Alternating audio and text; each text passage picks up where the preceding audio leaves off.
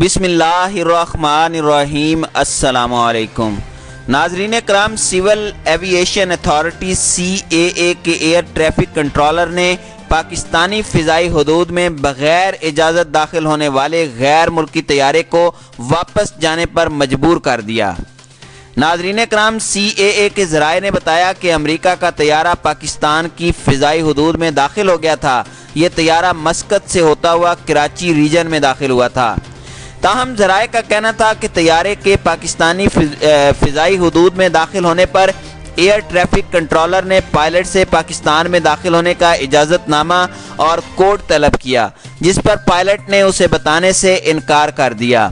ذرائع نے مزید بتایا کہ پائلٹ کے انکار پر سول ایوییشن کے ایئر کنٹرولر نے غیر ملکی طیارے کو وارننگ دی، جس پر طیارے کو واپس جانا پڑا۔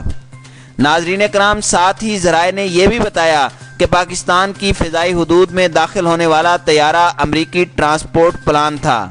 علاوہ ازیں مذکورہ ذرائع کے مطابق سول ایوییشن اتھارٹی نے غیر ملکی طیارے کی فضائی حدود میں بغیر اجازت داخل ہونے کی اطلاع اعلیٰ حکام کو بھی دے دی۔ ناظرین کرام، دوسری جانب امریکہ کے محکمہ خارجہ نے اپنی سالانہ رپورٹ میں کہا ہے کہ پاکستان دہشت گردوں کی پناہ گاہیں ختم نہیں کر سکا۔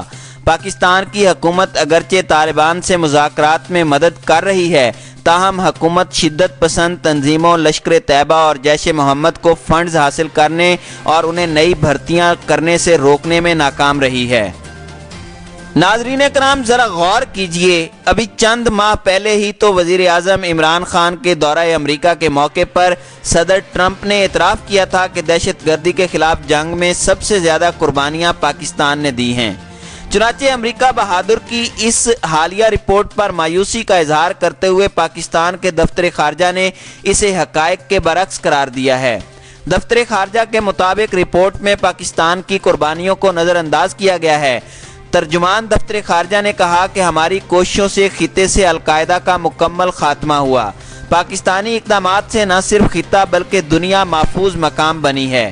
اس میں کسی شک و شبے کی گنجائش نہیں کہ امریکہ کے محکمہ خارجہ کی پاکستان مخالف رپورٹ نہ صرف زمینی حقائق سے متصادم ہے، بلکہ اس سے صاف ظاہر ہوتا ہے کہ امریکی انتظامیہ پاکستان سمیت خطے کے تزیوراتی اور سیاسی صورتحال کے گہرے معروضی اور حقیقت پسندانہ تجزیے اور منظرنامے کی اساسی ڈائنامکس سے بالکل نابلد ہے، اور امریکہ نے پاکستان کی بے مثال قربانیوں کو فراموش کر کے اب ٹامک ٹوئیاں مارنے کو حقیقت و معروضیت کا نام دے دیا ہے۔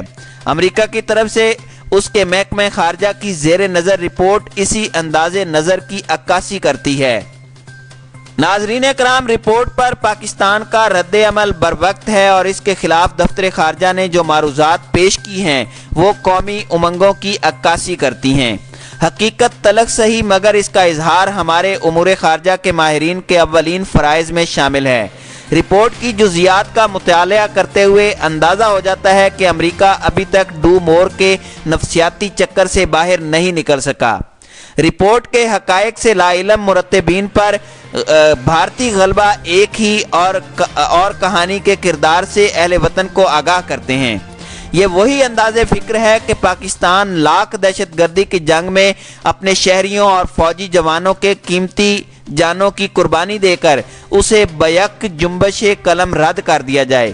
لغو تجزیوں سے رپورٹ کے خاکے میں فرضی اور مبالغہ آمیز رنگ بھر دیے جائیں، پاکستان کو مورد الزام ٹھہرایا جائے، عالمی برادری کے سامنے ایک ایسی تصویر پیش کی جائے کہ جمہوری قوتوں کے لیے خطے کی حقیقی صورتحال کے سیاق و سباق سے پاکستان کا لازوال عسکری کردار محدود ہو اور پاکستان مخالف قوتوں کو سیاسی، مذہبی، فرقہ وارانہ اور اقتصادی کمک پہنچا کر پچھلی صفوں میں دھکیلا جائے۔ ناظرین کرام، حقیقت یہ ہے کہ پاکستان نے 9/11 کے بعد نمودار ہونے والی مجروح، کمزور اور بے سمت دنیا کی ترتیب، تعمیر اور تشکیل نو میں جو بنیادی کردار ادا کیا، اسے لفظوں میں بیان نہیں کیا جا سکتا۔ دنیا جانتی ہے کہ 9/11 کے سانحہ سے پاکستان کا کوئی تعلق نہیں تھا۔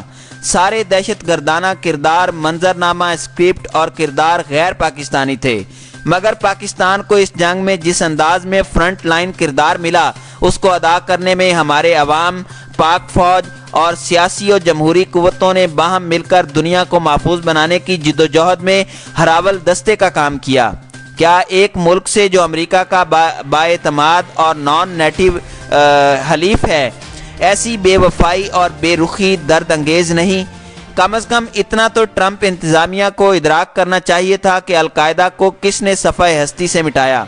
دہشت گردی کے خلاف کون سے ملک نے ایسی شاندار جنگ لڑی جس میں 70,000 پاکستانیوں نے جان نثار کی؟ فاٹا کے عوام نے دہشت گردی کے کتنے عذاب سہے؟ اربوں ڈالروں کا ملک کا نقصان ہوا۔ ان حقائق کو نظر انداز کرنا نہ صرف پاکستانی عوام کی دل آزاری کا باعث بن سکتا ہے، بلکہ خطے میں ان قوتوں کو امن دشمنی کی شے مل سکتی ہے جو پاکستان کے ہر اچھے اقدام کو غلط قرار دینے کے عرضہ میں مبتلا ہیں۔ ناظرین کرام، ضرورت اس بات کی ہے کہ عالمی قوتیں دنیا کے تبدیل شدہ حالات کا ادراک کریں۔ پاکستان کو بے پناہ چیلنجز درپیش ہیں۔ امریکی حکام اور ماہرین جنگ اس تاثر کو ختم کریں کہ پاکستان کے تناظر میں محکمہ خارجہ اور پینٹاگون کا بیانیہ ایک پیج پر نہیں ہے۔ پاکستان مخالف قوتوں کی بدنیتی کا عالم یہ ہے کہ ایک بھارتی وزیر اگروال شاردا نے کہا کہ بھارت میں جو فضائی آلودگی ہے اس کا سبب یہ ہے کہ پاکستان اور چین نے زہریلی گیس بھیجی ہے۔ اسی طرح دوسری جانب اقوام متحدہ کی سلامتی کونسل میں خواتین، امن اور سلامتی پر اجلاس کے دوران بھارت کی فرسٹ سیکرٹری پالومی تریپاتھی نے الزام در الزام لگائے اور بھارتی کشمیری خواتین کی ترقی، استحکام اور نسوانی سربلندی کے ایسے جھوٹے افسانے گھڑے کہ عقل دنگ رہ جاتی ہے۔ امریکی ماہرین اس رپورٹ کو بھی نگاہ کا مرکز بنائیں جس میں کہا گیا ہے کہ دنیا بھر میں آمرانہ اور جمہوری قوتیں انٹرنیٹ کو جدید ترین ٹیکنالوجی سے آراستہ کرتے ہوئے ویب سائٹ کو عوام سے متنفر کر رہی ہیں۔ انٹرنیٹ کا جھکاؤ آمریت اور ظلم پرستی کی طرف ہے۔ ناظرین کرام، عراقی عوام امریکہ سے فریاد کر رہے ہیں کہ اہل عراق نے امریکہ کی بھرپور مدد کی ہے، اب ہماری التجا ہے کہ ہمیں امریکہ پھر سے فراموش نہ کرے۔ یہ زبان خلق ہے، امریکہ انتظامیہ اسے نکارہ خدا سمجھے۔ پاکستان کی قربانیوں سے نظر چرا کر امریکہ عالمی برہمی کا نشانہ بن رہا ہے۔